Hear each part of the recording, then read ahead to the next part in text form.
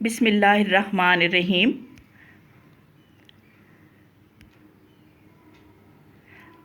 آج ہم on line classes میں اردو میں اقتباس کی تشریح کرنا سیکھیں گے۔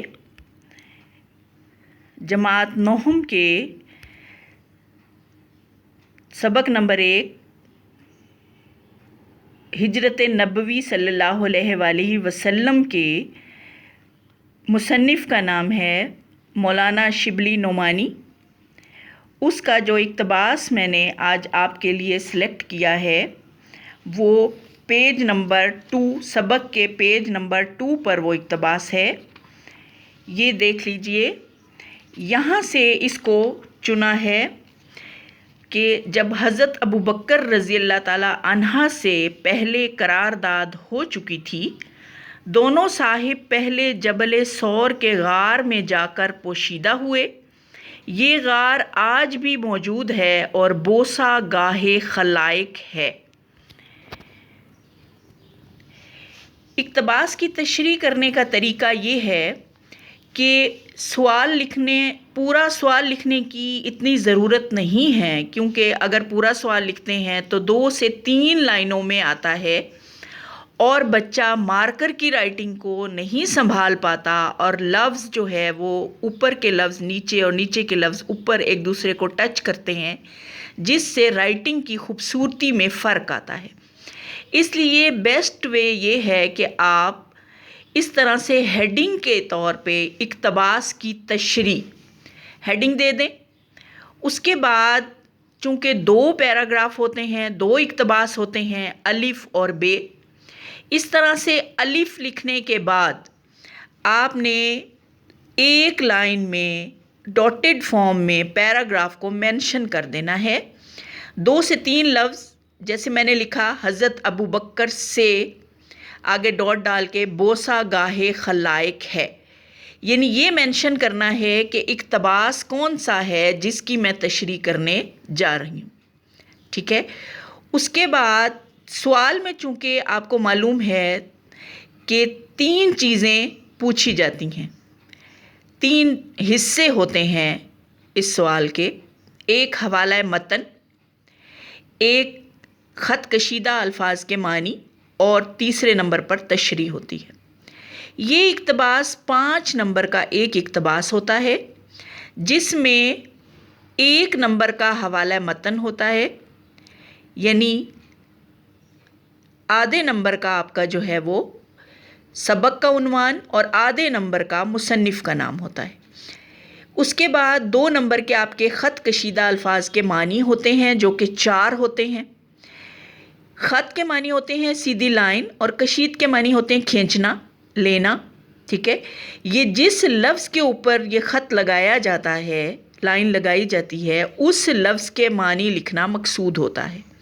بعض بچے یہ غلطی کرتے ہیں کہ وہ یہ سمجھتے ہیں کہ جہاں لائن لگی ہوئی ہے اس کے اوپر والا لفظ یعنی انڈر لائن سمجھتے ہیں، وہ ایسا نہیں ہوتا۔ یہ ہمیشہ لفظ کے اوپر خط کھینچا جاتا ہے اور اس لفظ کے معنی لکھنا مقصود ہوتا ہے۔ اس کے بعد تشریح کی جاتی ہے۔ اب پہلی چیز ہے حوالہ متن۔ حوالہ متن 2 طریقے سے لکھا جاتا ہے، اس میں نے دونوں طریقے آپ کو سمجھا رہی ہوں کہ پہلے طریقے میں سمپل طریقے سے سبق کا عنوان، مصنف کا نام، سبق کے عنوان کے آگے سبق لکھیں ہجرت نبوی صلی اللہ علیہ وآلہ وسلم، مصنف کے نام کے آگے لکھیں مولانا شبلی نعمانی۔ اب یہ ہر عام بچہ، ہر بچہ بورڈ میں اگر 6000 بچے ہیں تو سب یہی لکھتے ہیں۔ تو ہم اپنے بچوں کو اگر اور زیادہ اچھا بنانا چاہتے ہیں، ہم اپنے بچوں کو منفرد بنانا چاہتے ہیں، ان کا کام دوسروں سے الگ دکھائی دے، واضح اور نمایاں ہو، پوزیشن کے لیے تیار کرنا چاہتے ہیں، تو ہم بچے کو یہ سمجھاتے ہیں کہ کچھ ایسی ایکسٹرا چیزیں بھی لکھیں، جو ایکسٹرا کہنے کا مقصد یہ نہیں کہ فضول، اس کا مطلب ہے اضافی، اس کا مطلب ہے تاثراتی چیزیں، جن سے یہ تاثر جائے کہ بچے کو صرف سبق اور مصنف کا نام نہیں آتا، بلکہ اس کو اس سے متعلقہ تمام چیزیں معلوم ہیں۔ مثال کے طور پر یہ آپ کے سامنے لکھا ہوا ہے کہ ہجرت نبوی سبق جو ہے، اس کے بعد مصنف کا جو نام لکھا ہے اس کے آگے بریکٹ میں سن پیدائش اور سن وفات لکھا جا سکتا ہے، لیکن بیٹا یہ اسی صورت میں آپ لکھیں گے جب آپ ڈیڈ شور ہوں کہ یہی ہے، جب آپ کو کنفرم ہو کہ یہی ہے، یہ نہ ہو کہ غلط لکھ دیں تو وہ اس سے بھی برا تاثر جائے گا نہ لکھنے سے بھی، کیونکہ نہ لکھنے سے اس نے ایگزامینر نے آپ سے پوچھا نہیں ہے کہ آپ کے مارکس کاٹے گا وہ، لیکن اگر آپ غلط لکھیں گے تو تاثر بہت برا جائے گا۔ اس کے بعد صنف ادب آپ کو بتایا گیا ہے کہ ہر سبق جو ہے وہ صنف ادب کے اعتبار سے کچھ نہ کچھ ہوتا ہے، جیسے یہ سبق جو ہے صنف ادب کے اعتبار سے سیرت ہے، ٹھیک ہے۔ بعض بچے سیرت نگاری لکھتے ہیں، تو سیرت نگاری فن ہوتا ہے بیٹا، اور سیرت جو ہے یہ فن پارا ہوتا ہے، تو ہم یہاں پر سیرت لکھیں گے۔ اس کے بعد ماخذ جو ہے وہ اس سے یہ مراد ہوتا ہے کہ یہ سبق مصنف کی کس کتاب کا اقتباس ہے، یعنی کس کتاب سے لیا گیا ہے، اس کتاب کا جو نام ہوتا ہے وہ ماخذ کہلاتا ہے، اور جو چیپٹر ہوتا ہے جو اس کتاب سے لیا گیا ہوتا ہے وہ ماخوذ کہلاتا ہے، ٹھیک ہے۔ تو یہ ماخذ اس کا ہے سیرت النبی صلی اللہ علیہ وآلہ وسلم۔ ایک تو یہ طریقہ ہوتا ہے حوالہ متن لکھنے کا، اور ایک طریقہ نثری انداز بھی ہوتا ہے جو نمبر 2 پہ میں نے لکھا ہے، کہ اس کو اس طریقے سے لکھا جاتا ہے کہ تشریح طلب اقتباس درسی کتاب میں شامل سبق ہجرت نبوی سے لیا گیا ہے جس کے مصنف مولانا شبلی نعمانی ہیں، ٹھیک ہے۔ اس طرح سے یعنی 1 2 سے 3 لائنوں کے نثری انداز میں بھی لکھا جا سکتا ہے، اور اوپر جو ہے اس طرح ہیڈنگز کے انداز میں بھی لکھا جا سکتا ہے، اور دونوں طریقے درست ہیں اور دونوں کے مارکس ملتے ہیں، کسی کو بھی ہم غلط نہیں کہہ سکتے۔ یہ ہم سوال کا پہلا حصہ جو 1 نمبر کا ہے اس کو مکمل کرتے ہیں۔ اس کے بعد باری آتی ہے دوسرے حصے کی، جو ہے خط کشیدہ الفاظ کے معنی۔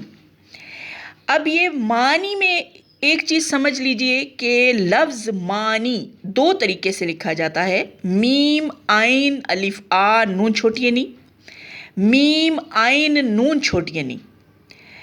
یہ بچہ یہ کلیئر آپ کو ہونا چاہیے کہ ان دونوں کو الگ جگہ پر استعمال کیا جاتا ہے۔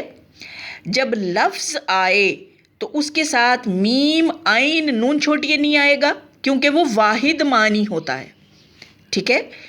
واحد کے ساتھ جب واحد معنی لکھنا ہو، ایک لفظ کا معنی لکھنا ہو تو نون چھوٹی نی میم عین نون چھوٹی نی والا آئے گا، اور اگر زیادہ الفاظ کے معنی لکھنے ہوں تو الف کے ساتھ معانی آئے گا، ٹھیک ہے۔ اب یہ ہر اقتباس میں جو بورڈ کا طریقہ کار ہے، آپ کے ہر اقتباس میں 4 لفظ دیے جاتے ہیں جن کے معنی آپ نے لکھنے ہوتے ہیں۔ خط کشیدہ جو لفظ ہوتے ہیں وہ 4 ہوتے ہیں۔ اب اسی طرح سے آپ نے کالم بنانا ہے، ٹھیک ہے، ہیڈنگ دینی ہے خط کشیدہ الفاظ کے معنی، پھر الفاظ معنی لکھ کے آپ نے کالم بنانا ہے، نمبرنگ دینی ہے 1 2 3 4، اور پھر کتاب میں سے اس پیراگراف میں سے جن الفاظ کو خط کشیدہ کیا گیا ہے ان الفاظ کو آپ نے لکھ لینا ہے، اور پھر آگے ان کے معنی لکھنے ہیں۔ جیسے اس اقتباس میں نے جو ہے وہ آپ کے 4 الفاظ کو خط کشیدہ کیا ہے، جن میں قرارداد، جبل، پوشیدہ اور بوسہ گاہ خلائق، ٹھیک ہے۔ ان 4 کو آپ نے لکھ لینا ہے اور آگے ان کے معنی لکھ لینے ہیں۔ یہ لکھنے کے بعد آپ کا سوال کا دوسرا حصہ بھی مکمل ہو جاتا ہے جو 2 نمبر کا ہے۔ ہر لفظ یہاں اپنے معنی کے اعتبار سے آدھا نمبر رکھتا ہے۔ آپ نے 4 لفظ جب لکھیں گے اور ان کے معنی لکھیں گے تو 2 نمبر یہاں سے آپ حاصل کر سکتے ہیں۔ 1 نمبر آپ کا حوالہ متن کا، 2 نمبر آپ کے الفاظ معنی کے، 3 نمبر کا آپ کا یہ پورشن کمپلیٹ ہو جاتا ہے۔ اس کے بعد باری آتی ہے تشریح کی۔ تشریح کرتے ہوئے جو سب سے پہلی غلطی بچہ کرتا ہے وہ یہ سمجھتا ہے کہ میں نے جو پورا چیپٹر پڑھا ہے اگر اس کا خلاصہ مجھے آتا ہے، اگر وہ چیپٹر مجھے تھوڑا سا یاد ہے تو میری تشریح درست ہوگی۔ ایسا ہرگز نہیں ہے۔ جو آپ سے پوچھا جائے وہی جواب دیں۔ سوال گندم جواب چنا کے کبھی نمبر نہیں ملتے ہیں۔ جو آپ سے پوچھا جائے وہی جواب دیں۔ اس کا کیا مطلب ہے؟ اس کا یہ مطلب ہے کہ جو اقتباس تشریح طلب دیا گیا ہے اسی کی وضاحت آپ نے بہت اچھے طریقے سے کرنی ہے۔ ہاں یہ ضرور ہے کہ جیسے ہی یہ آپ نے تشریح کی ہیڈنگ دی، تشریح کی ہیڈنگ دینے کے بعد آپ نے 3 سے 4 لائنیں جو ہے وہ پیراگراف کے تعارف کی جو ہے وہ آپ نے دینی ہے، ٹھیک ہے؟ 3 سے 4 لائنیں۔ وہ پیراگراف جو ہوگا وہ کس چیز کا تعارف ہوگا؟ مصنف کا تعارف ہوگا، یعنی مولانا شبلی نعمانی کی تحریریں کیسی ہیں، ان کا تحریر کا انداز کیسا ہے، بس یہ لکھنا ہے۔ آپ نے یہ نہیں لکھنا کہ مولانا کہاں پیدا ہوئے، کہاں تعلیم حاصل کی، کن ممالک کا سفر کیا، کن سے رشتہ داری تھی، ایسا کچھ نہیں لکھنا۔ ان کے کتب کے نام کچھ نہیں لکھنے، صرف اسلوب لکھنا ہے کہ کیسے جو ہے وہ ان کا طرز تحریر کیا تھا، ٹھیک ہے؟ ایک پیراگراف آپ کا جو ہے وہ پہلا اس چیز کا ہوگا۔ اس کے بعد آپ کا دوسرا پیراگراف جو ہوگا وہ سبق کا تعارف ہوگا، یعنی 2 سے 3 لائنیں صرف سبق کی آپ بتائیں گے، جس میں آپ صرف یہ بتائیں گے کہ یہ سبق جو ہے وہ حضور صلی اللہ علیہ وآلہ وسلم کی ہجرت جو انہوں نے اللہ کے حکم سے مکہ سے مدینہ کی طرف کی، کفار کے ظلم و ستم سے تنگ آ کر، یہ سبق اس ہجرت کے بارے میں ہے یا یہ سبق اس ہجرت کو بیان کرتا ہے، بس صرف اتنا سا آپ نے لکھنا ہے۔ اس کے بعد جو تیسرا پیراگراف آپ کا شروع ہوگا وہ پیراگراف دراصل آپ کی صحیح تشریح ہوگا، ٹھیک ہے؟ اب اس میں پیراگرافس میں آپ نے 2 سے 3 پیراگراف جو ہے وہ تشریح کے بنانے ہیں۔ ان پیراگرافس کو بنانے کے لیے آپ نے 3 چیزوں کا خیال رکھنا ہے، 3 چیزیں نوٹ کرنی ہیں۔ پہلی، پیراگراف چھوٹے بنائیں، یعنی 5 سے 6 لائن کا پیراگراف ہو، اس سے بڑا پیراگراف آپ کا شیطان کی آنت نہیں ہونا چاہیے۔ اس کے بعد نمبر 2، آپ نے پیراگراف تبدیل کرتے ہوئے یہ بات ضرور نوٹ کرنی ہے کہ بات نہ ٹوٹے۔ ایسا نہ ہو کہ آپ اس بات کو تو فالو کریں کہ 5 سے 6 لائن کا پیراگراف بنانا ہے، لیکن اس بات کا خیال نہ رکھیں کہ بات ادھوری رہ جائے، بات ٹوٹ جائے، ابھی ایک چیز چل رہی ہو اسی کو توڑ کے آپ پیراگراف چینج کر کے دوبارہ وہی بات شروع کر دیں، تو یہ بہت ہی غلط تاثر جائے گا۔ اور تیسرا جس چیز کا آپ نے خاص خیال رکھنا ہے وہ یہ ہے کہ پیراگراف اس طرح سے تبدیل کریں کہ وہ تبدیلی واضح اور نمایاں ہو۔ اتنی جگہ، اتنی سپیس ایک آدھی سے زیادہ لائن کی آپ نے چھوڑنی ہے کہ پیراگراف کو چینج کریں تو وہ کلیئر نظر آئے کہ آپ نے پیراگراف کو چینج کیا ہے، ٹھیک ہے؟ اس کے بعد آپ نے پیراگراف کی تشریح کرنی ہے۔ اب تشریح کرتے ہوئے بیٹا دیکھیے کہ ہم نے کن چیزوں کا خیال رکھنا ہے۔ اب پیراگراف ہے آپ کا کہ حضرت ابوبکر رضی اللہ تعالیٰ عنہ سے پہلے قرارداد ہو چکی تھی۔ قرارداد کے معنی کیا ہیں؟ معاہدہ، ٹھیک ہے، یا بات چیت، ٹھیک ہے۔ اب اس میں ظاہر ہے ہم سبق کے درمیان سے ایک پیراگراف اٹھاتے ہیں تو ہمیں بات کو، پچھلی بات کو بیان کرنا ہے، لیکن اس کا مطلب یہ ہرگز نہیں ہے کہ خلاصہ بیان کرنا ہے۔ صرف اتنا سا بیان کرنا ہے کہ جب کفار نے حضور صلی اللہ علیہ وآلہ وسلم پر ظلم و ستم کی انتہا کر دی تو اللہ تعالیٰ نے حضور کو حکم دیا کہ وہ مکہ سے مدینہ تشریف لے جائیں۔ اس بارے میں حضور صلی اللہ علیہ وآلہ وسلم پہلے ہی حضرت ابوبکر رضی اللہ تعالیٰ عنہ سے مشورہ کر چکے تھے، ان سے معاہدہ ہو چکا تھا کہ جب بھی ہجرت کا حکم آئے گا تو حضرت ابوبکر رضی اللہ تعالیٰ عنہ اور حضور صلی اللہ علیہ وآلہ وسلم اکٹھے ہی مدینہ کی طرف رخ کریں گے۔ اب یہاں پر اس لائن میں آپ نے حضرت ابوبکر رضی اللہ تعالیٰ عنہ کا حضور صلی اللہ علیہ وآلہ وسلم سے تعلق، ان کا رشتہ، ان کا یار غار ہونا، یہ ساری وضاحتیں جو ہے آپ یہاں پر کریں گے، کیونکہ آپ کو پتہ ہے حضور صلی اللہ علیہ وآلہ وسلم حضرت ابوبکر رضی اللہ تعالیٰ عنہ کے داماد تھے، یعنی حضرت عائشہ رضی اللہ تعالیٰ عنہ جو حضرت ابوبکر رضی اللہ تعالیٰ عنہ کی بیٹی تھیں، حضور صلی اللہ علیہ وآلہ وسلم کی زوجہ تھیں۔ اس حساب سے حضرت ابوبکر حضور صلی اللہ علیہ وسلم کے سسر تھے۔ دوستی بھی بہت زیادہ تھی، احترام بھی بہت زیادہ تھا، اور علمی حساب سے حضور صلی اللہ علیہ وآلہ وسلم حضرت ابوبکر رضی اللہ تعالیٰ عنہ کو اس حساب سے بہت مانتے تھے کہ علم میں آپ بہت آگے ہیں. اور علم کیسے کہ جو بھی حضور صلی اللہ علیہ وآلہ وسلم سے سنتے تھے ازبر ہو جاتا تھا اور اس کو پھر آگے بھی لوگوں تک صحیح طریقے سے پہنچایا کرتے تھے. ٹھیک ہے، یہ آپ اس میں وضاحت کریں گے. اس کے ساتھ یہ وضاحت کریں گے کہ حضرت ابوبکر رضی اللہ تعالیٰ عنہ صدق میں کس طرح حضور صلی اللہ علیہ وآلہ وسلم کا ساتھ دیتے تھے، قربانی میں کس طرح آپ جو ہے حضور صلی اللہ علیہ وآلہ وسلم کا ساتھ دیتے تھے. کیونکہ حضرت ابوبکر وہ واحد صحابی ہیں کہ جنہوں نے جب غزوہ تبوک کے موقع پر حضور صلی اللہ علیہ وآلہ وسلم نے لوگوں کو سامان اکٹھا کرنے کے لیے جنگ کا کہا تو حضرت ابوبکر رضی اللہ تعالیٰ عنہ وہ واحد صحابی تھے جنہوں نے اپنے گھر کا پورا ساز و سامان لا کر دے دیا. اور جب حضور صلی اللہ علیہ وآلہ وسلم نے پوچھا کہ ابوبکر کیا تم نے گھر والوں کے لیے بھی کچھ چھوڑا ہے، تو آپ رضی اللہ تعالیٰ عنہ نے فرمایا کہ ان کے لیے اللہ اور ان کے رسول کا نام ہی کافی ہے، یعنی اللہ اور اس کے رسول کے نام کے علاوہ کچھ نہیں چھوڑا. تو اس سے بڑی قربانی کیا ہو سکتی ہے. ٹھیک ہے، یعنی اسلام سے محبت، اللہ سے محبت اور حضور صلی اللہ علیہ وآلہ وسلم سے محبت اور عقیدت حضرت ابوبکر کے دل میں کس حد تک تھی، یہ اس کی وضاحت آپ کریں گے. جب اس کی وضاحت کریں گے تبھی اس کی تشریح اچھی ہو سکے گی. اس کے بعد اگلا جملہ جو آتا ہے وہ ہے دونوں صاحب پہلے جبل ثور کے غار میں جا کر پوشیدہ ہوئے. جبل کے معنی پہاڑ، پوشیدہ ہونا، چھپنا.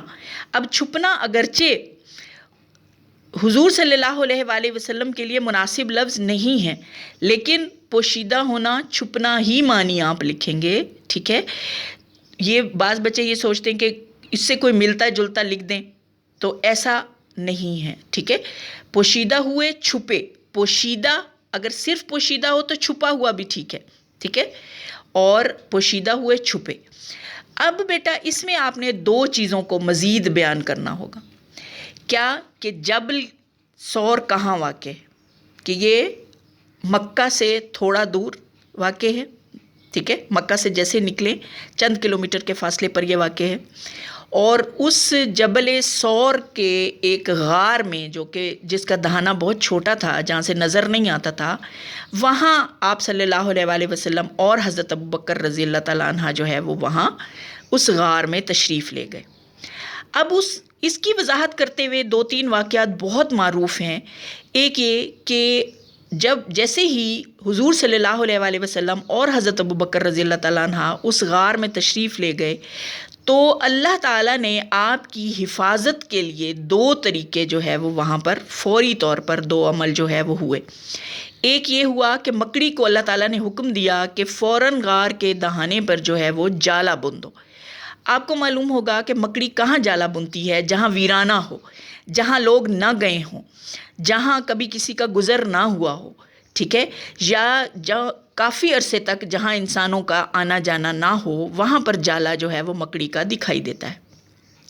اب مکڑی کو حکم ہوا کہ فوری طور پر غار کے دہانے پر جالا بن دو. اور مکڑی کا جالا بنتے ہوئے کافی عرصہ لگتا ہے، لیکن ایک لمحے کے اندر جو ہے حکم خداوندی سے مکڑی نے جالا بن دیا، جس کی وجہ سے یہ تاثر گیا کہ اگر کافر یہاں آئیں تو ان کو یہ لگے کہ اس غار کے اندر تو کوئی نہیں جا سکتا، اگر کوئی گزرا ہوتا تو جالا ٹوٹ چکا ہوتا.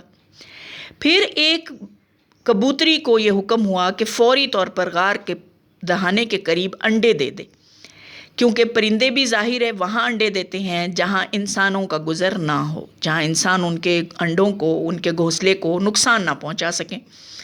یہ وہ کبوتری تھی جس کی نسل آج تک آپ نے دیکھا ہوگا مکہ اور مدینہ میں گرے کلر کے جو کبوتر نظر آتے ہیں، یہ اسی نسل سے ہیں. وہاں اس نے انڈے دے دیے. ٹھیک ہے، اور اس کے بعد تیسرا واقعہ جو بہت معروف ہے وہ یہ ہے کہ حضرت موسیٰ علیہ السلام کے زمانے سے ایک سانپ تھا جس نے حضور صلی اللہ علیہ وآلہ وسلم کے بارے میں سنا تھا کہ ایک زمانہ آئے گا جب آپ اس دنیا میں تشریف لائیں گے. تو اس نے اللہ تعالیٰ سے یہ مہلت مانگی تھی کہ وہ نبی صلی اللہ علیہ وآلہ وسلم کا دیدار کرنا چاہتا ہے، اور وہ اس غار ثور میں صدیوں سے رہ رہا تھا. اب وہ جس وقت حضور صلی اللہ علیہ وآلہ وسلم اور حضرت ابوبکر رضی اللہ تعالیٰ عنہ غار کے اندر تشریف لے گئے تو اس وقت وہ سانپ وہاں پر نہیں تھا۔ حضرت ابوبکر رضی اللہ تعالیٰ عنہ نے غار کے جو چھوٹے چھوٹے سوراخ تھے جن سے اندر دیکھا جا سکتا تھا، اپنے اوپر جو چادر مبارک تھی اس کو پھاڑ کر چھوٹے چھوٹے ٹکڑے کر کے ان غاروں کے سوراخوں کے اندر جو ہے وہ دبا دیا، تاکہ اگر کافر وہاں سے گزریں تو وہ اندر جھانک کر نہ دیکھ سکیں اور ان کو حضور صلی اللہ علیہ وآلہ وسلم دکھائی نہ دیں۔ اب ان سوراخوں میں سے ایک سوراخ بچ گیا جس پر حضرت ابوبکر رضی اللہ تعالیٰ عنہ نے پاؤں کا انگوٹھا رکھ دی، بیٹھ گئے اور ٹانگ لمبی کر کے انگوٹھا جو ہے وہ وہاں پر دے دیا، اور حضور صلی اللہ علیہ وآلہ وسلم سے فرمایا کہ آپ تھوڑی دیر آرام فرما لیں۔ آپ صلی اللہ علیہ وآلہ وسلم نے حضرت ابوبکر رضی اللہ تعالیٰ عنہ کی گود میں سر رکھا اور لیٹ گئے اور سو گئے تھوڑی دیر کے لیے۔ جیسے ہی وہ سانپ آیا واپس غار کی طرف اور اسے وہ سارے راستے بند نظر آئے جہاں سے وہ جاتا تھا اندر، تو اس سے راستہ ڈھونڈنے پر وہ اس سوراخ تک پہنچا جہاں حضرت ابوبکر رضی اللہ تعالیٰ عنہ کا پاؤں تھا۔ حضرت ابوبکر رضی اللہ تعالیٰ عنہ کے پاؤں کو اس نے ڈس لیا۔ حضرت ابوبکر رضی اللہ تعالیٰ عنہ درد کی شدت کو کافی دیر تک برداشت کرتے رہے، لیکن آخر کار آپ کی آنکھ سے ایک آنسو ٹپکا اور حضور صلی اللہ علیہ وآلہ وسلم کے چہرہ انور پر گرا۔ حضور صلی اللہ علیہ وآلہ وسلم نے آنکھ کھولی اور ماجرا پوچھا تو حضرت ابوبکر نے بیان کیا کہ پاؤں کو شاید کسی چیز نے کاٹا ہے۔ حضور صلی اللہ علیہ وآلہ وسلم نے اپنا لعاب دہن، اپنا تھوک مبارک وہاں پر لگایا اور وہ فوری طور پر زہر جو ہے وہ ختم ہو گیا۔ ان واقعات کو مختصراً، کیونکہ یہ غار ثور سے ہی وابستہ ہیں، آپ جو ہے یہاں پر لکھ سکتے ہیں، ٹھیک ہے۔ اس کے بعد تیسرا جملہ ہے، یہ غار آج بھی موجود ہے اور بوسہ گاہ خلائق ہے۔ اس میں بیٹا حضور صلی اللہ علیہ وآلہ وسلم اور حضرت ابوبکر رضی اللہ تعالیٰ عنہ سے محبت اور عقیدت کو بیان کیا جائے گا، یعنی مسلمانوں کے لیے وہ جگہ، وہ مقام، وہ چیز جس کو نبی پاک صلی اللہ علیہ وآلہ وسلم استعمال کر لیں، چھو لیں، بیٹھ جائیں، وہ مسلمانوں کے لیے کتنا متبرک ہے، کتنا پاک ہے، کتنا خاص ہے، اس چیز کو آپ نے بیان کرنا ہے کہ وہ غار آج 1400 سال، 1450 سال گزر جانے کے باوجود بھی مسلمانوں کے لیے اسی طرح جو ہے وہ عظیم ہے، مسلمانوں کے لیے اسی طرح مقدس ہے کہ جو جیسا کہ اس زمانے میں تھا، یعنی نبی پاک کے استعمال کرنے کی وجہ سے، وہاں آپ کے بیٹھنے کی وجہ سے وہ مسلمانوں کی عقیدت کی جگہ بن گئی ہے۔ لوگ وہاں جاتے ہیں، وہاں اس جگہ کو چومتے ہیں، اس جگہ پر نوافل ادا کرتے ہیں، دعائیں مانگتے ہیں،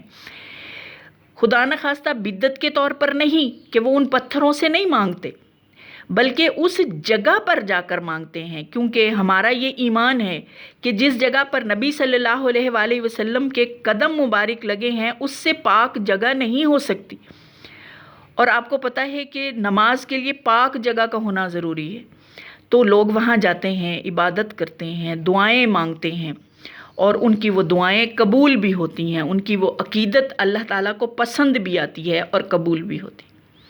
اب بیٹا یہ ساری چیزیں آپ نے تشریح میں بیان کرنی ہیں، اسی سے آپ کی تشریح بنے گی، اسی سے آپ کے 2 سے 3 جو ہے وہ پیراگراف یا 4 پیراگراف تشریح کے بنیں گے، اور آپ جو ہے وہ اس تشریح کو خوبصورت بنا سکیں گے۔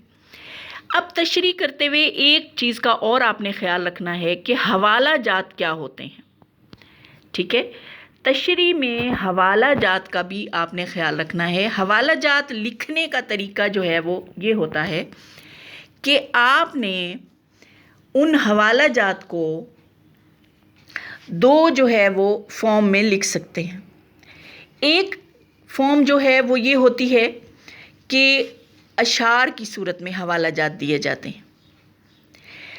شعر لکھتے ہوئے اس بات کا خیال رکھیں کہ شعر ہمیشہ صفحے کے درمیان میں لکھا جاتا ہے، دونوں سائیڈوں سے برابر جگہ بچی ہوئی ہو، اور ایک مصرع دوسرے مصرعے کے بالکل برابر شروع اور برابر ختم ہو، اور اگر آپ نے نثری حوالہ دینا ہے تو پھر وہ بھی آپ نے پیج کے درمیان میں دینا ہے. ہاں صرف یہ ہے کہ آپ نے اس کے دونوں طرف جو ہے وہ حاشیہ لگا کر، دونوں طرف ڈبل لائن لگا کر اس کو خوبصورت بنانا ہے. تو یہ بیٹا تشریح کا طریقہ کار ہے. ٹھیک ہے، اس تشریح کو آپ نے اقتباس کو آپ نے کرنا ہے اور پھر جو ہے وہ دیکھنا ہے کہ وہ تشریح کتنی معیاری ہوتی ہے.